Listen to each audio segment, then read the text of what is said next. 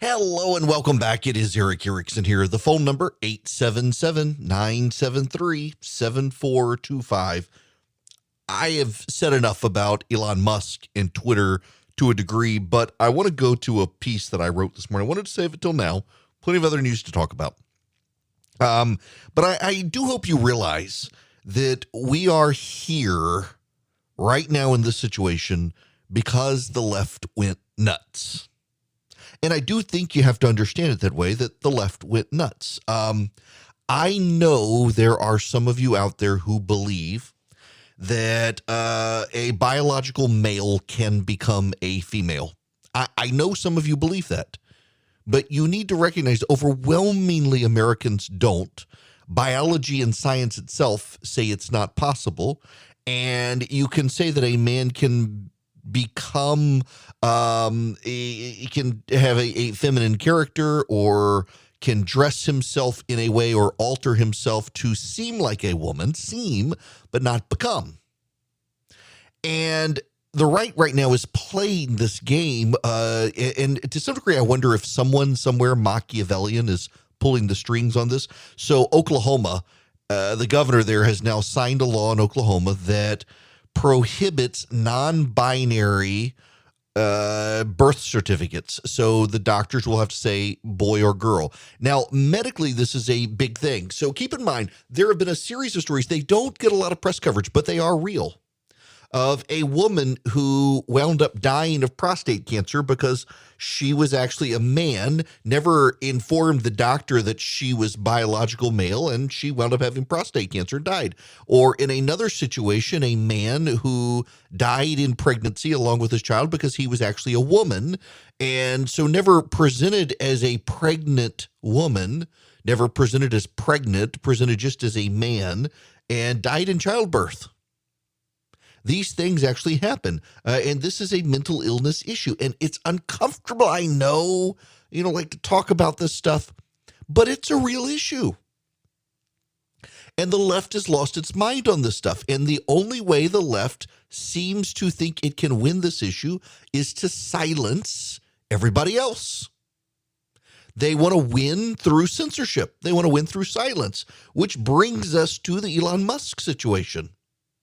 There's a very precipitating event for most things in history. There are lots of things that cause things, but then there is a precipitating event. The precipitating event, for example, of the Pharisees deciding they got to kill Jesus is he raised Lazarus from the grave. John 11 talks about this, that he raises Lazarus from the grave, and that immediately set into motion the ultimate plot that had been bandied about for a while. It was absolutely, we got to get rid of this guy. It was that act. The act that led Elon Musk, the precipitating event, was Twitter banning the Babylon Bee. Elon, at least I think so. No one has said this for sure, but I'm pretty convinced this is it. So Elon Musk participates in a video podcast with the Babylon Bee. He had become a fan of the site through Twitter, had retweeted their articles, sat on their podcast, and then the Babylon Bee got banned from Twitter. Now, why? They got banned because they decided to give Rachel Levine, the Assistant Secretary of Health and Human Services, their Man of the Year award. Rachel Levine is a biological male. And Twitter banned them for hate speech, turned off their account. They refused to delete the tweet, so Twitter refused to allow the Babylon Bee to come back. And that set in motion Elon Musk deciding to buy Twitter, becoming aware of how disproportionately and unfairly Twitter was banning people because the left went nuts. They've embraced this mythology of transgenderism. The number of people who put their pronouns in their email subject lines or their signature lines or their Twitter bios, it's just nuts. And they've embraced it. Not only have they embraced it, but they've decided to be censorious about it. They've decided to censor other people. And the result was it provoked Elon Musk to buy Twitter, and then they had an absolute meltdown about it because they're afraid he'll allow hateful speech. He'll allow speech that is unacceptable, is disinformation, is misinformation. Twitter engineers are continuing to double down and defend having turned off the New York Post's account when they published the fair, accurate, and true Hunter Biden story. They said, actually, we had rules against hacking.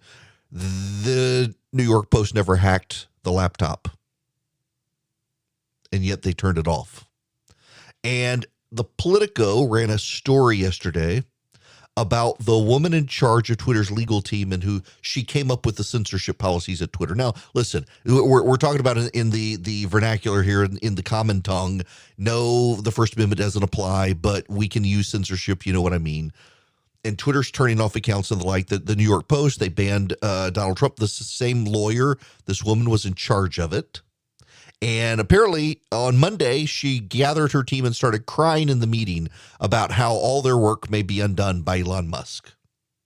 And she got a lot of, it became a very trending story. It circulated all over Twitter. She was getting a lot of hateful tweets. I actually tagged her in a tweet pointing out that this woman who did all of these inappropriate things was crying. And in the media, said, oh, it's Elon Musk. That's why she's getting all the hate, because he replied to someone who highlighted that article. It was disinformation from those members of the press blaming Elon Musk, but they're enraged about it. But it's not just that. That insanity led Musk to buy Twitter. But Joe Biden and the Democrats have gone so insane over climate change. I mean, you had the crazy dude the other day who poured gasoline on himself and self-immolated, killed himself in front of the Supreme Court in a protest. Joe Biden and the climate change warriors are still trying to restrict fossil fuels. John Kerry came out just yesterday, I believe it was, and said they need to curtail and restrict and ultimately ban natural gas, which will drive up power prices. You can't, now gas prices have come down in large part because of tax holidays from governors around the nation. The fuel prices have come down, but it's still expensive. And it's expensive because the Democrats are still at war against fossil fuel, and you're paying the price at the pump. But you're also paying the price when you buy meat, when you buy stuff at the grocery store because of fuel price for transportation costs, cattle transportation to the slaughterhouses. All of that is factored into the price of beef. It's gone up. And then there are the empty store shelves and the supply chain crises. And Pete Buttigieg decided to take paternity leave and not tell anybody. And he hadn't fixed the supply chain crisis. The Democrats have gone nuts about climate change. The Democrats have gone nuts about crime. They want to defund the police in the middle of a crime wave. They want to defund the police in the middle of a crime wave. Now, they say they don't want to defund the police, but they are. You've got progressive district attorneys around the nation refusing to enforce crimes. You know, the subway shooter in New York, remember how quickly that has fallen on all the headlines. My goodness gracious, that whole story disappeared so quick when he turned out not to be white. And it turned out that the progressive DA had let him out of jail. He should have been charged with a felony for a prior crime. The DA undercharged him, and as a result, he was able to buy the gun. Had the DA been aggressive and charged him with a felony, he would not have been able to buy the gun. But the progressives have gone nuts on crime. They have gone nuts on crime. They've gone nuts on transgenderism. They've gone nuts in education. They now want to indoctrinate your kids and tell them they're all racists. They want to bring in critical race theories and how they shape history and make sure your kids know we live in a systemically racist nation. They've lost their minds on the issue. They've gone nuts. They've gone nuts on so many things, and the voters are tired of it. And like I mentioned yesterday, the Washington Post has a story where the Democrats essentially know they're trying to mitigate their losses now, but crazy cannot mitigate crazy. We are here because the Democratic Party is now crazier than the right. And listen, it's not like the right is sane. You've got nut jobs on the right, too. In the interest of fairness, you got nut jobs on the right, too.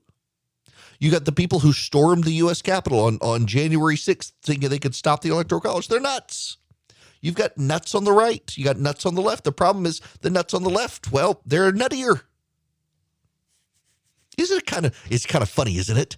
I mean, right now the voters, they're looking at the GOP and say, Marjorie Taylor Greene might be saner than Joe Biden.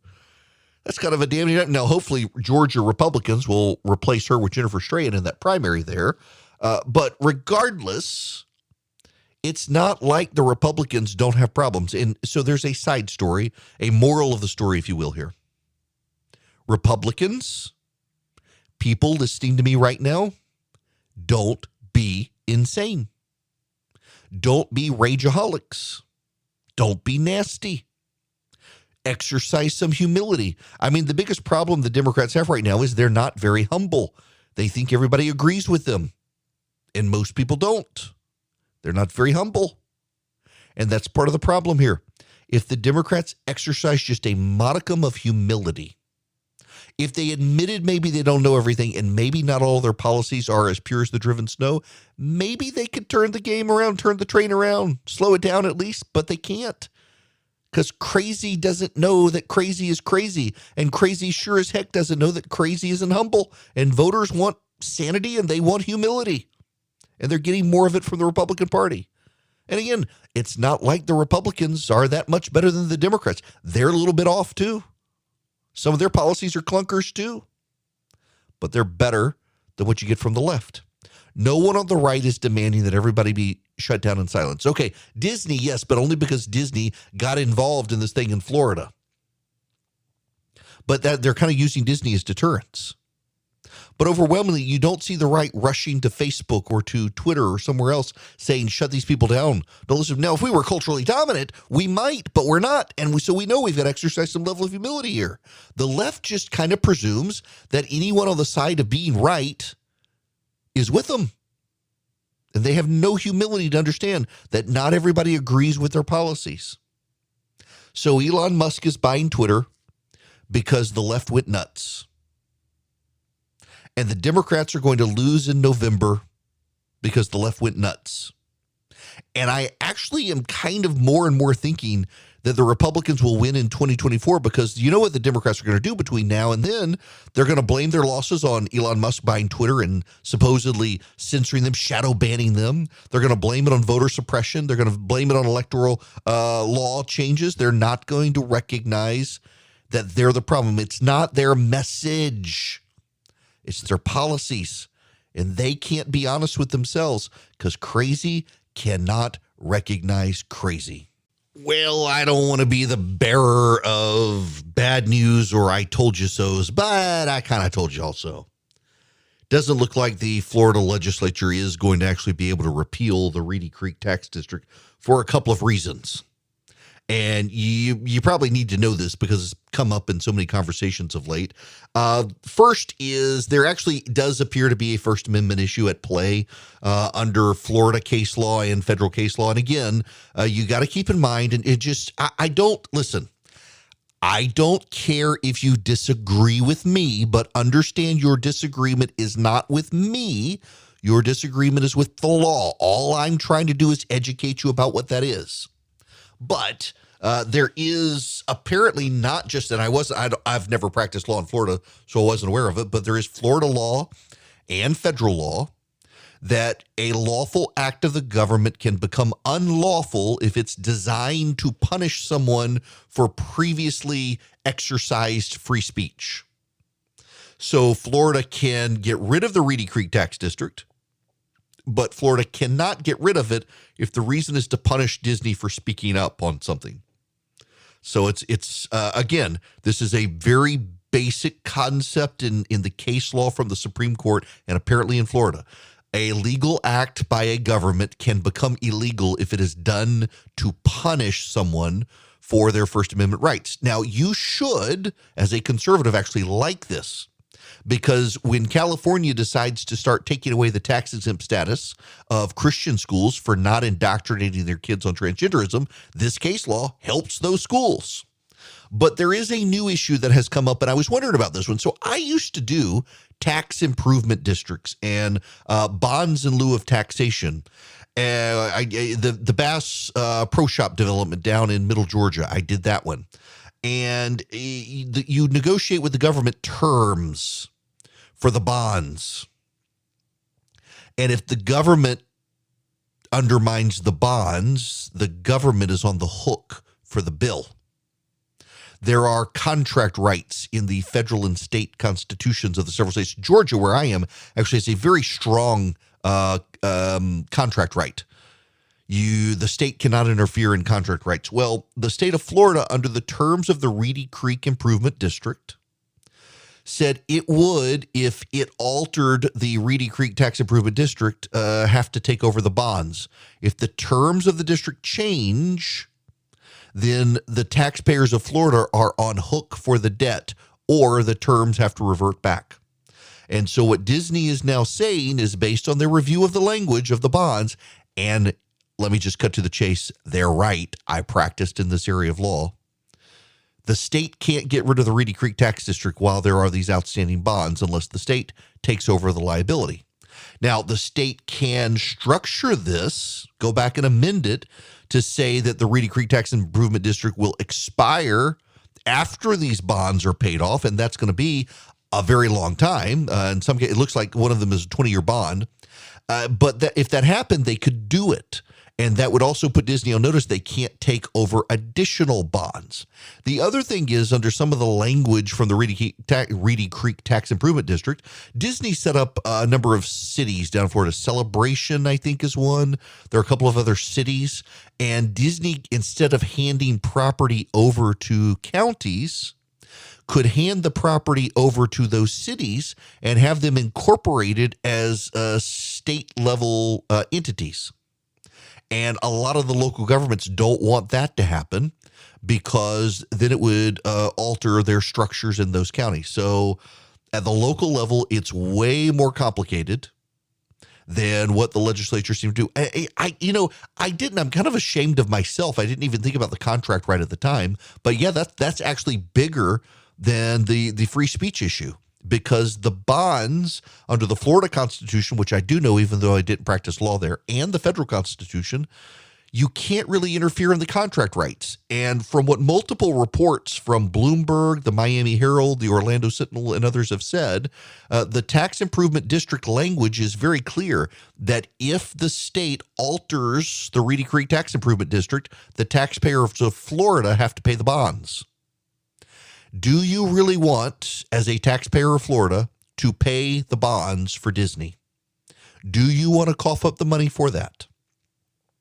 You got legal problems with this, in large part because it was rushed through. My advice, if you want to get rid of the Reedy Creek Tax Improvement District, is to pass a new law.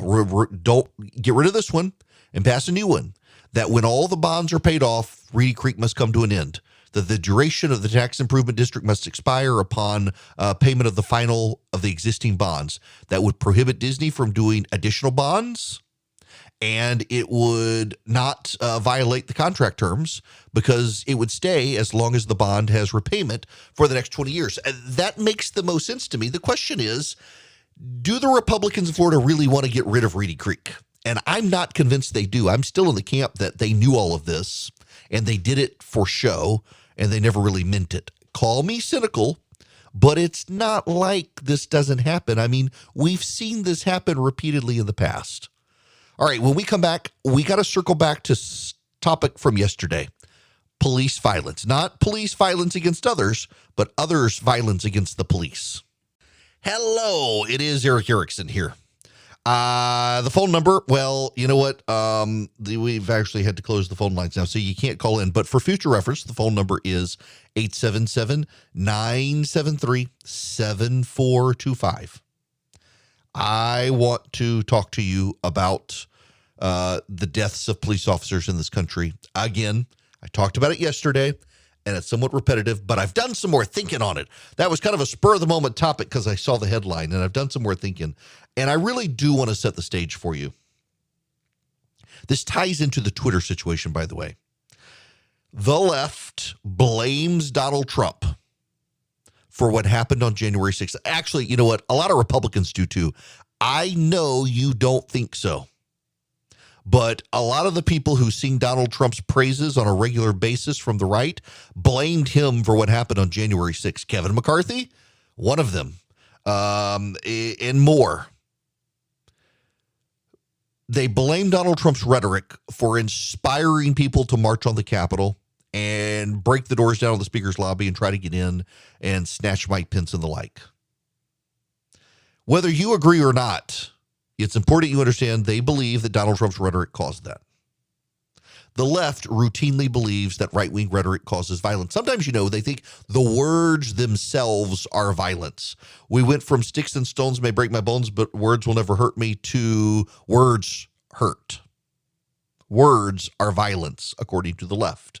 And you on the right, when you say something hateful, you are literally causing someone to die with your hate. If you call a man when that man believes he's a woman, you are literally causing violence. That's the left's position. When Jared Loughner attempted the assassination of Gabrielle Giffords and killed a federal judge in, when was it, 2011 or so, in Arizona, the left immediately blamed Sarah Palin because Sarah Palin had used what looked like a target symbol.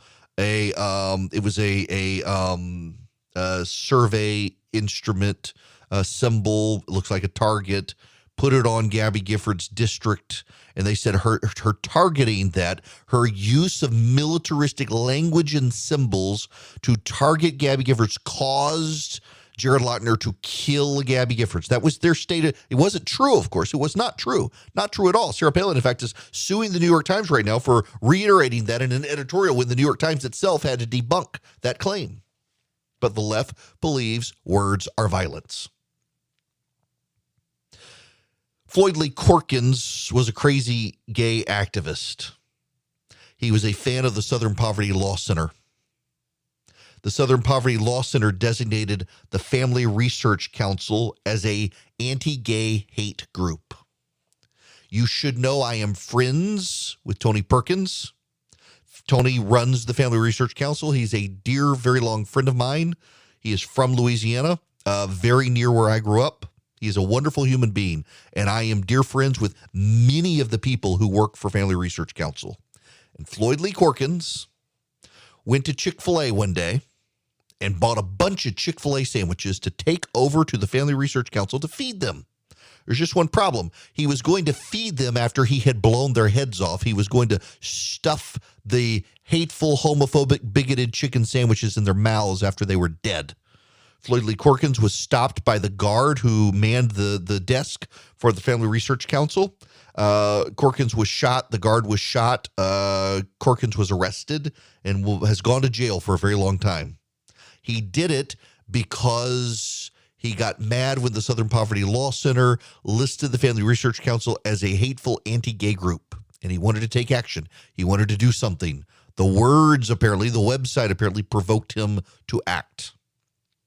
Fast forward to when was it, 2017. The Republicans were considering winding down Obamacare, fundamentally altering it, getting rid of the individual mandate, which they wound up doing. Democratic members of Congress were going to the House floor. Alan Grayson was one of them and others. Republicans want you to die. Those were his words. Republicans want you to die. The Democrats were running ads showing Paul Ryan shoving grandma off a cliff. Democrats said Republicans were going to kill you by ending net neutrality. The Republicans were going to kill you by passing Donald Trump's tax cuts. The Republicans were going to kill you by altering Obamacare. The Republicans want you dead. James Hodgkinson, a Bernie Sanders supporter, who also, by the way, was a big fan of the Southern Poverty Law Center. James Hodgkinson decided he was going to act. James Hodgkinson decided to go to Washington, D.C.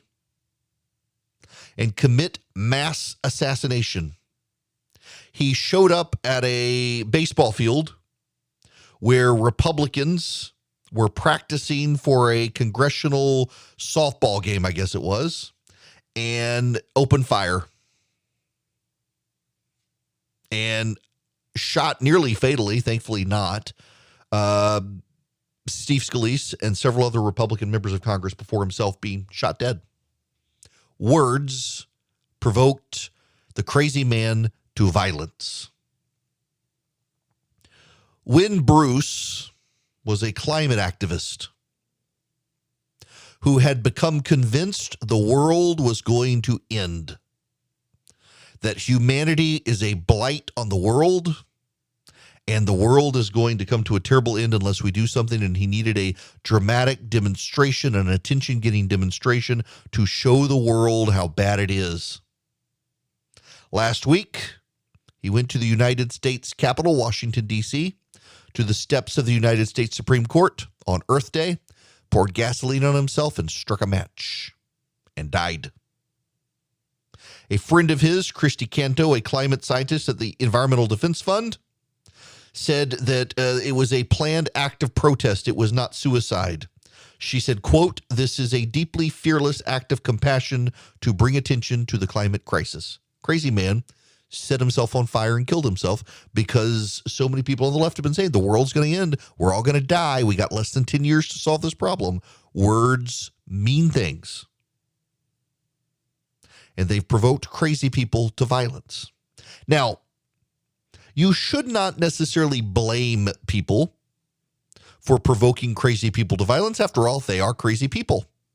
But the left does. The left does. The left blames you for your rhetoric. The left blames conservatives. If anybody does anything crazy, you get the blame for it if you're conservative. And as someone who acted out because you talked about something, you get the blame. Pay no attention to Alexandria Ocasio-Cortez saying that we as a nation were running concentration camps down at the southern border, and she provoked a man to try to firebomb an ICE detention facility, and he was killed. No, she gets no blame from the left. But Donald Trump gets all sorts of blame for all sorts of provocations with his words. And so you will note there hadn't been a lot of conversation that every 5 days a police officer in this country is killed. Murdered, not killed, murdered. It's a 59% increase in the last year of police murders. Not the police killing people, but people killing the police, willfully killing police officers. This comes after the George Floyd protests. This comes after sustained rhetoric from the Democratic Party about the racism of police departments. This comes after the New York Times fabulist Nicole Hannah-Jones spreads the story that police departments around the country are actually derivative of Southern Confederates and their posses to round up slaves. This comes after multiple progressive activists and organizations claim police officers around the country and police departments around the country are willfully racist. They are what? Systemically racist. The number of police officers murdered in this country is up 59%. Every 5 days, someone murders a police officer in this country. If it was conservatives who were saying these things, the media would be all over it, blaming the conservative rhetoric for the murders of the police officers. Why aren't they doing this with the left? Well, I mean, we know the answer, of course, because they're sympathetic to the left.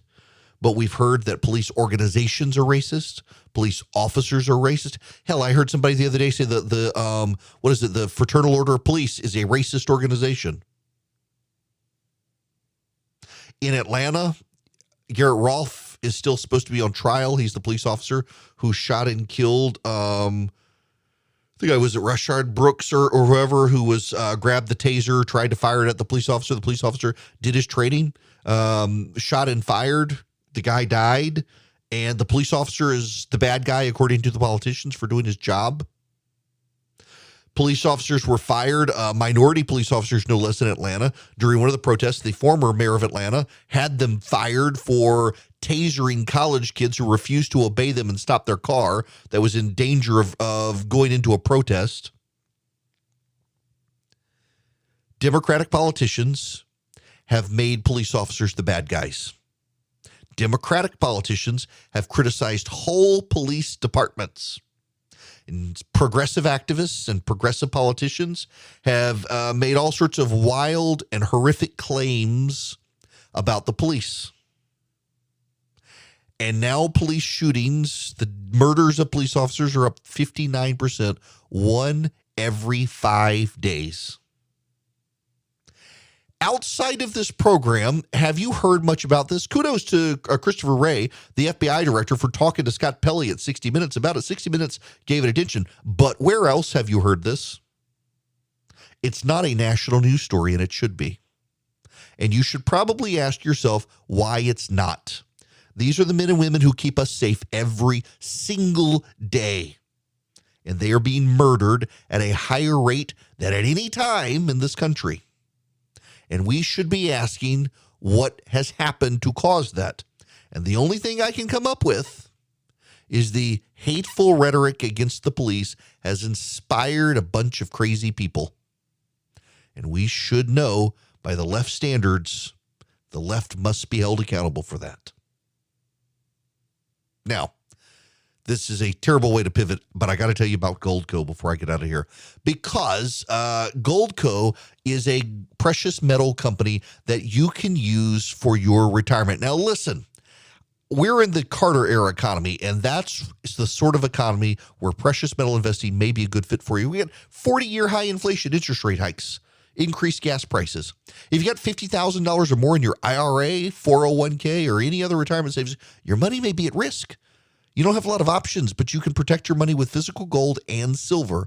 Call 855-904-5933. You will get a free wealth protection kit to learn how to use gold and silver to protect and grow your money. Thousands of retirees are protecting their retirement savings, and many are getting $10,000 or more in free silver for doing it. Call my friends at Goldco. Find out how you qualify for the special offer. They've been helping thousands of Americans protect their retirement against inflation and stock market crashes. They can help you too. Give Goldco a call. If you, instead of just trying to have you write down the number, this is easy to remember. Text Eric, E-R-I-C-K, to the number 33777, and I will send you back Goldco's phone number. Text Eric to 33777. I'll send you Goldco's number. See if they're a good fit for you, for your retirement planning, for your strategies to fight inflation and stock market crashes. Text Eric to 33777. This is going to be a rare answering your oddball questions segment because so let me back up here. If you're new to the program, I am a firm believer in trying to have some time together with friends because it's hard. And a lot of my friends are spread all over, and I live about an hour and a half outside the city. And so it's hard to get together with people on occasion. And on Sunday nights, a couple of friends come over pretty much every Sunday. And we sit on the front porch. We watch sports. Right now it's hockey, the end of hockey season. We have some cigars, bourbon, and I cook. And a lot of the recipes that I send out are, which reminds me, I got to send y'all a recipe, don't I? It's Wednesday. But a lot of the recipes I send are the stuff I cook on the front porch, for the front porch, not on the front porch. And I really think it's important. And so I get questions now all the time. What bourbon? What cigars? Now, my dad, I do need to note, God bless my dad. He says I should probably not talk about this on radio that much for people in church who they're just not used to somebody who talks Jesus, occasionally preaches, goes to seminary, and also is a bourbon cigar guy. This is why I'm in the Presbyterian church now. I grew up Southern Baptist. I love my Southern Baptist brothers and sisters. Most of them I'll sit down and have a glass of bourbon or a beer with, and then they just don't talk about it on Sunday. But nonetheless, so I've been asked this question a lot. What is my go-to? So here it is. My go-to bourbon is called Basil Hayden. It is not super spicy. It's not very sharp. I mean, all bourbons burn, but not terrible. This one, I just find it a very pleasing balance. If you want something a little punchier, there's a McKenna 10-year. I really like the McKenna 10-year. Someone who will remain nameless did too until about a month ago, and might have poured more of a glass than he should have. I like those bourbons a lot. I mean, and you can go very pricey if you want. You can get Basil Hayden for under $50. Buffalo Trace is around $30, and it is very, very good. I was in the Delta Sky Club a while back, and the lady who was behind the bar was a fan, and I had a never ending glass, or like bottomless glass. I didn't intend for it to, but Oh my gosh, that was not good. I should not have let her do that, but it was great. Buffalo Trace is a good cheap bourbon. It actually is good. You can go to Blanton's. I have found Calumet 14. It's about $100 though. It's pricey. Calumet 14 is a higher end bourbon. I've only just discovered it. I really like it a lot. And you know, I'm one of those people. I've got a couple hundred bottles of bourbon. And there are some of them that I've only had a little out of because I don't like them that much. And those are the ones that I tend to bring to when I do a Bourbon and Butts event to raise money for Children's Healthcare of Atlanta. I bring the ones that I know people really like, but they're just not my thing. I'll drink them, but they're just not my thing. And then I bring a couple of the ones that I really, really like, and so they can compare the differences. And but those are the ones. Basil Hayden is definitely my go-to. The small and my buddy Ryan Pernice at Table of Maine told me I needed to really try Four Roses single barrel. It's kind of a square-ish style bottle. Yes, Four Roses. There are lots of Four Roses. There's a Four Roses regular, Four Roses small batch, and a Four Roses single barrel. Get the single barrel. It's worth it and reasonably priced. As for cigars. There is a very cheap cigar that I like. It is $5. It is called the Arturo Fuentes Curly Head. And believe it or not, it is one of the best cigars I have found, and it's $5. My favorites, if you want the really expensive one, is called the Byron. You're probably not going to be able to find it. And then the one that I really like, it's my favorite, and I've gotten to know the family kind of, and they like me, and so they send me extra ones. The Fuentes God of Fire. The God of Fire cigar is hands down my favorite cigar. They're hard to find, but they're good. Rush like the Opus X. And I've got a box of Opus X cigars Rush sent me. Still, I've got some of them, and they're really good, but they're kind of stronger than what I like. The God of Fire, I think, is just right there in the sweet spot for me. Your mileage may vary on that. So that answers the questions for you, I hope. Basil Hayden, the Four Roses single barrel. Buffalo Trace, if you can find it. It's kind of hard to find because it's cheap and it's actually really good. And then if you can find the Fuentes Curly Head, basically what I learned, so Philip, who works for me, he's the real cigar connoisseur, and I learned Cameroon wrappers. I like Cameroon wrappers. So go to the cigar store and say, you want something with a Cameroon wrapper. Try to find the Curly Head. Ask them if they have the Fuentes Curly Head. That's a really good one. And of course, Cohiba Red Dots. You can never go wrong with those. So I'm answering the questions. I consider it done. You can subscribe to the podcast by texting SHOW to 33777 if you need to come back to this. But I've done my bit for King and Country, and I've answered all of your questions. So now I'm out of time. You guys have a great rest of the day. Without the ones like you who work tirelessly to keep things running, everything would suddenly stop. Hospitals, factories, schools, and power plants, they all depend on you. No matter the weather, emergency, or time of day, you're the ones who get it done. At Grainger, we're here for you with professional-grade industrial supplies.